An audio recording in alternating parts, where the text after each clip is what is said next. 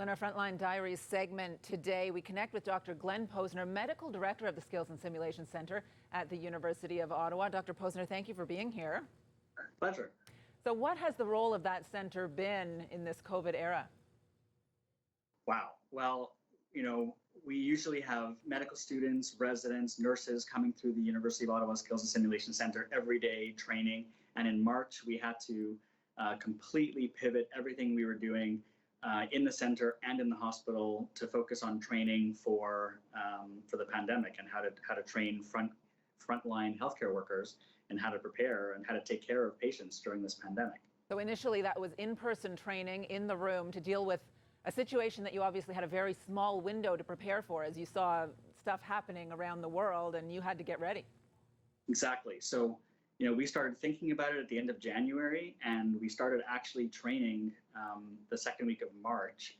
And we decided to start our training in the emergency room thinking that's where patients will present first.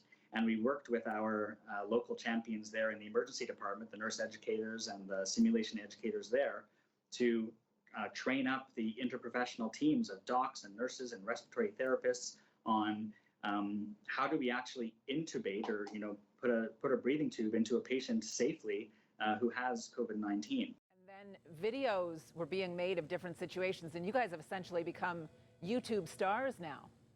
Right. So it became obvious by late March that it wasn't even appropriate to have these training sessions, but there's about 25 of us piled into this conference room to discuss our protocol of how to deal with a patient who has cardiac arrest.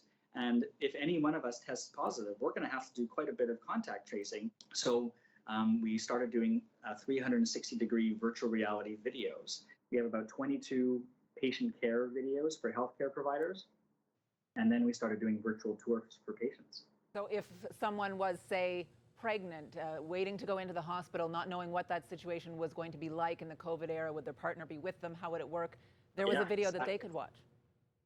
I got that idea actually from one of my own patients, and again, the virtual reality video gave patients a sense of, okay, this is what it's going to look like for me to walk in the front door of the general hospital or the front door of the civic hospital. Now, creating all of those videos, it's all a lot of extra work on top of what you normally do in a very stressful situation.